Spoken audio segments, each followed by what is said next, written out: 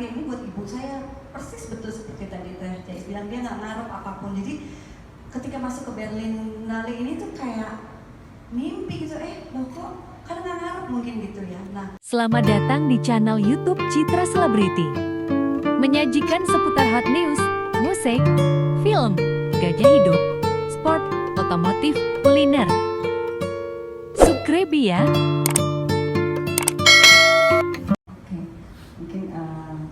Terima kasih ya. Saya co-producer di sini. Memang awalnya seperti tadi Teh Jais bilang, ketika membaca bukunya dan membuat buku itu, saya proses ada di tengah-tengah itu gitu.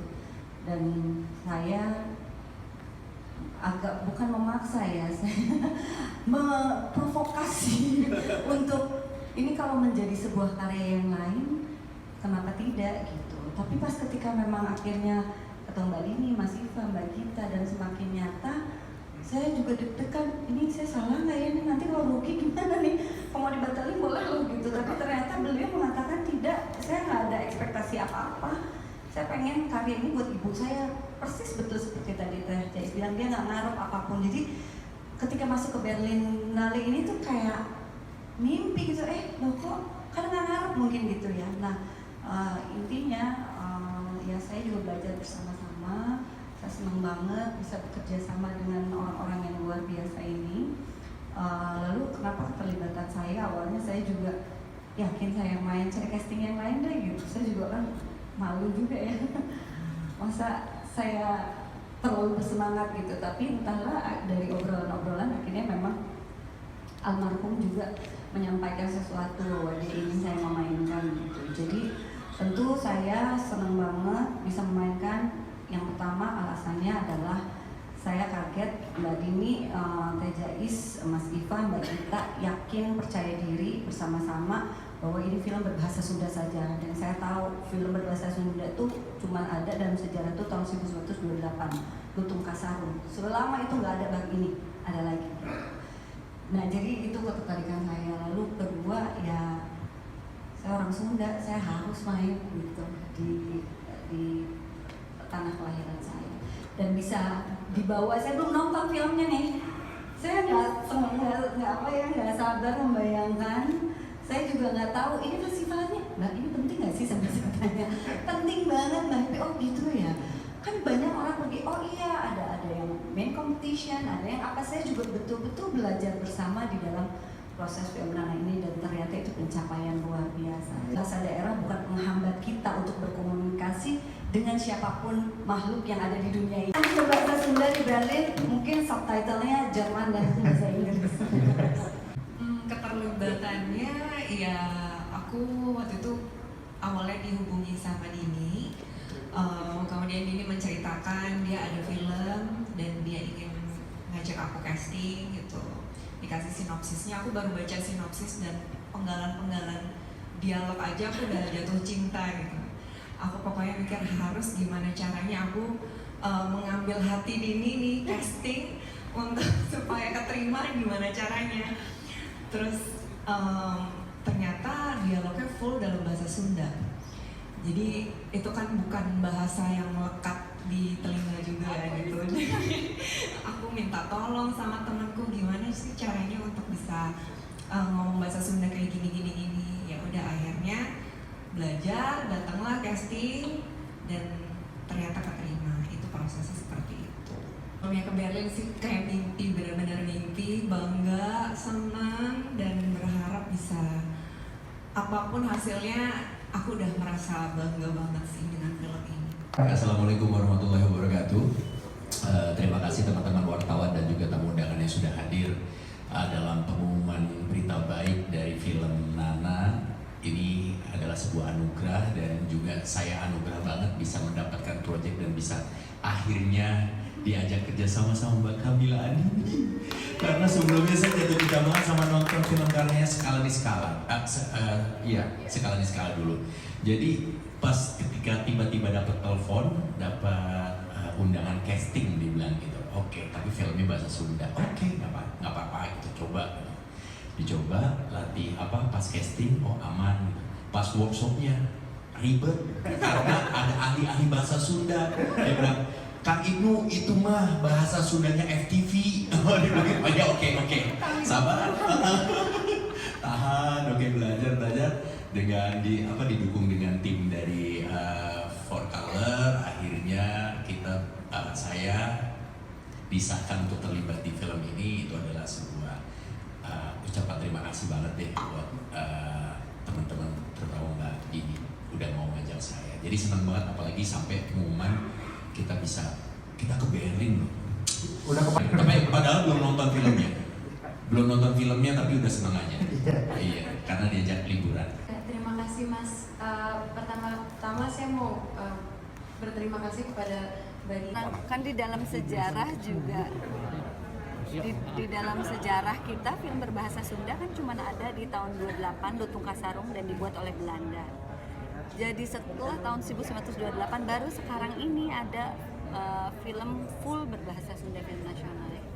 Biasanya kan kalau film berbahasa Jawa banyak ya, tapi kalau Sunda ini yang pertama kali. Dan jadi membuat saya tuh awalnya pas Mbak Dini, sang sutradara, produser, Mas Iva, Mbak Gita, dan eksekutif produser Teh Jais, dan saya co-produser. Waktu itu bilang, oke bahasa Sunda, yaudah deh. Yakin nggak ya?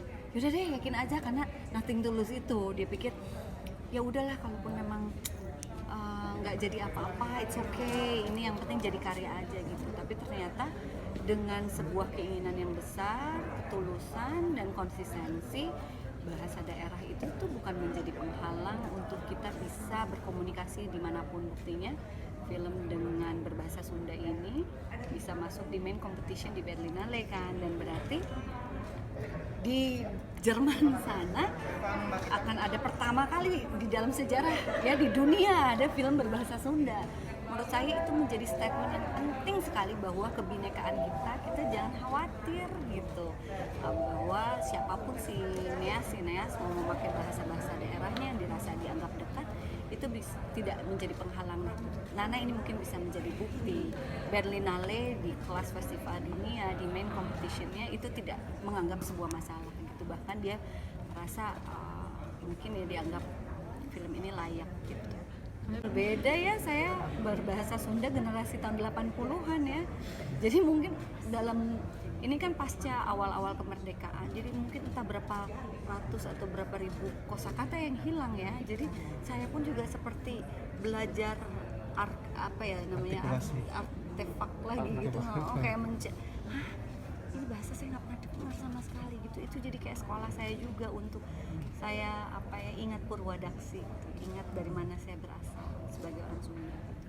Jadi selama proses itu setiap dialog itu mentor tuh mendengerin, jadi tiap saya satu kata dikit aja dia yang lebih galak, Kak, salah, tidak bisa. Tapi menurut saya itu penting banget. Jadi ketika ini nanti akan dibawa di Festival Berlinale, kita bisa mempertanggungjawabkan setiap kata yang diucapkan adalah kata yang memang betul gitu. Interpretasi yang memang baik karena juga didampingi oleh mentor-mentor yang betul. Jujur susah buat saya karena saya udah punya di kepala tuh bahasanya A, loh kok jadi B ya gitu. Jadi bahkan malahan Laura yang bukan orang Sunda, dia hafal paham 100% karena dia tidak punya referensi kata yang lain. Aku punya kata yang lain, jadi kalau orang Sunda bilang pabalit gitu, jadi kok itu ya, oh bukan ya, tapi itu mah bahasa kekinian, bahasa dulu nggak ada gitu. Oh iya gitu, dan jadinya indah sekali. Filmnya lumayan lah 2 bulanan gitu. Sekarang sudah lupa. Mungkin saya sering pakai kebaya untuk pertunjukan dan untuk diri saya sehari-hari, tapi kalau buat film jarang banget saya pakai kebaya gitu ya.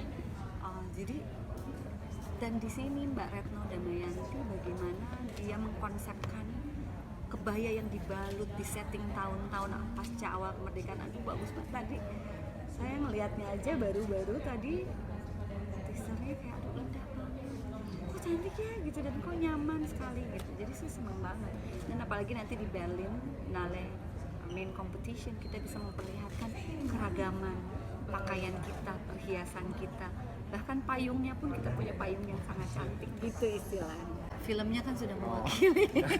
Saya di bawah tuh dalam arti di dalam film tersebut gitu. Nanti orang bisa melihat di Berlinale Film Festival itu bisa melihat bagaimana kecantikan kebaya kita, perhiasannya dan lain sebagainya.